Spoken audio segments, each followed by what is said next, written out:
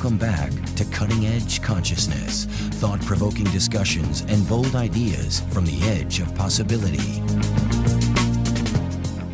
And we're back here on Cutting Edge Consciousness. Freeman Michaels here with Barnet Bain. That was fun. That was fun. He is a fun guy and a deep guy, and it was absolutely a pleasure to have him with us. Really Awesome a pleasure. stuff. He, that story is so much fun. I can remember about a year ago we had Stuart Emery was on the show as well, and Stuart shared a similar story, a very similar story. I'm going to try and reassemble it. He told a story about the guy who worked in the circus shoveling out the elephant pen. I vaguely remember this. Tell the story, though. He complained about it every day. And finally, somebody said, well, why don't you just get out of it? And he said, what, and give up show business? That's right. So, but I love the perspective of, being able to let something go and then being able to come back to it from a different perspective. Because, it's so easy to get hooked into it having to look a certain way. And obviously the work of what we do, of self-exploration and exploring these ideas, and then how we put it into practical life, and then revisiting something that got very brittle because we held it so tightly, and having a broader perspective. I mean, it seems to me that you're about to start a new film, and so for you to get in the director's chair, and have another have a new way of approaching it.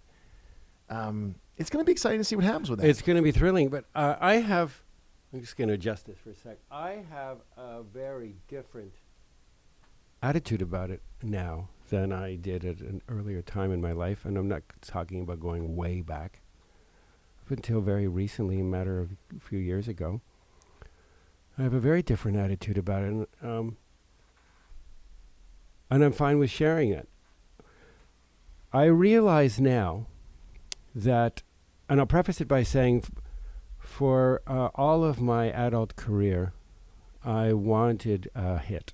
I wanted to achieve a level of success for lots of right reasons, and also lots of unhealthy, disintegrated reasons that had to do with vindication and, my 7th grade teacher was wrong about me, that sort of thing. Proving myself, status things. There's a whole bunch of agendas that under the table were really expressions of I'm not good enough, see now I'm good enough, or I'm not safe enough, or I don't matter enough, all of these kinds of things. And I realize now that those relationships with those ideas and those energies are they're there, but they're very diminished. They're very diminished. And I realize now with much gratitude that you always get what you want, not always get what you ask for, but you always get what you want, which is where you're putting your focus and your energy. Had I had a big hit, it would have changed the course of my life. I would have been seduced by the shiny thing, and I would have felt fulfilled, or I would have told myself that I was fulfilled. That somewhere down the line I would have come to or maybe not. I don't know. I'm not going to even speculate. But I do know from where I am right now that whatever happens in that way, whether it's in the film business or with books or with whatever I'm doing in the world, I am mature enough and wise enough around what my life has been about and is going to be about and what I want it to be about, so that I would not be distracted from that any more than I would be distracted from my relationship with my wife, for instance. I mean, out of my, these are commitments that are organic from the inside out. And so in many ways, there are less pressures about making a movie or or being visible in that way, Mm. because there isn't the same degree of franticness to prove self. So it's a different kind of experience. Now, I'm not going to say it didn't, that it has it, that there isn't some of that there. If I made a bad movie, I would still, my vanity would come up and I would feel humiliated, and God forbid I should look bad. It's like that's still there. But it is no longer something that would vie with my desire to not only explore my own spirituality, but be a part of the sharing of spiritual ideas in the world. That is what my life is about. Right. Now, it becomes more of an exploration, and it's less tightly held, which from my perspective gives me permission. A friend of mine called me a few years after I retired from acting. I gave it up, and he called me and said, "We're doing this play, and I want you to play a role in it." And at the time, he had a show with Alicia Silverstone. He went on to be the star of that show Psych. His name's James Roday. And he cast a couple other sort of name people in this play. And there was a point in my life where, and I can't say that there wasn't part of me going, "Oh, this is a big opportunity," but I didn't have headshots. And anyhow, I gave myself to it in a way that I hadn't given myself to a play or a project, for that matter, in a long time, because I didn't have so much at stake. And even though there were important producers in the audience and whatever else, I didn't care. And it was so much fun to do it. Almost enough where I wanted to act again, but I didn't. The point being this, it's similar to what Raphael was saying, and I think it pertains to this conversation, is there's a way that we can mature. And it's almost, for me, like regaining the art, the fun, the joy, the excitement. Because again, when we, if I had early success, I might not have known how to handle it. I mean, I think I wouldn't have. I mean, that was sort of the route you were. That was the storyline you were kind of, Not that I was afraid I was going to become obnoxious. Not that I was conscious of any of this. Right. Because when I look on my life, it has been a magical life. That's and it. there's always been just enough success to keep my life glorious, but never enough success that I could feed it to my ego. Okay, so that drove my ego crazy. Yeah. And now my ego is I'm sufficiently in relationship with my ego. That's it.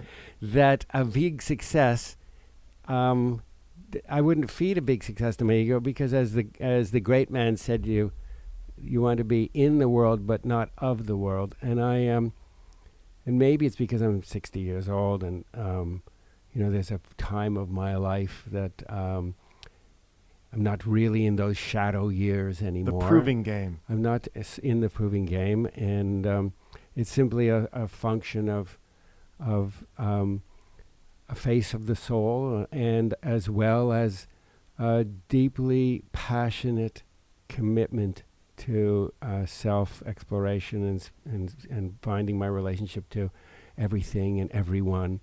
This kind of spiritual path for so many years now, 35, 40 years, as becoming ever more increasingly the priority. And for at least 25 years, the priority of things. So I don't feel that there is something in the world of render unto God what is God and Caesar's what is Caesar's. I don't feel that there's anything in Caesar's palace that is going to seduce me anymore. There's this great drink at Caesar's Palace in Vegas. It's giant and blue. It's a berry mojito. Oh my God, it's awesome. That's not. I'm all in on the berry mojito.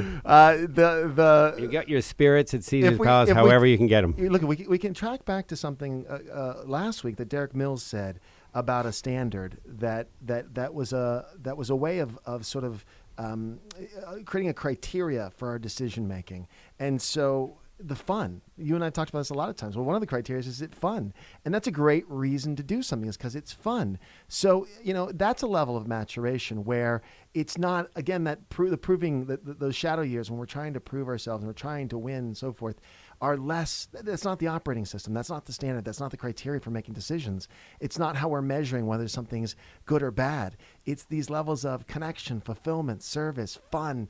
Those are the kinds of things that juice up my decision making and create a whole new definition, a reimagined success. Is it fun? Would it allow me to express all of my gifts and all of my talents and allow me to grow? Yeah. Would it be valuable to myself and to other people? And if I can meet those three criteria, then I'm in. Then I'm in. Somebody said recently, and I can't remember who I heard say it. I've heard it said before, but never paid too much attention to it. If money were not an issue, what would you be doing with your life? And again, until very recently, I would not have been able to answer that question. Because if money were not an issue, what would I be doing in my life? Well, I don't know, because I am so drunk the Kool-Aid that if money were not an issue, what else is the life, what else is there? Well, what would I do? Would I go on vacation? Would I travel? Right. But the maturity of meaning and purpose for me, those three criteria that I just laid out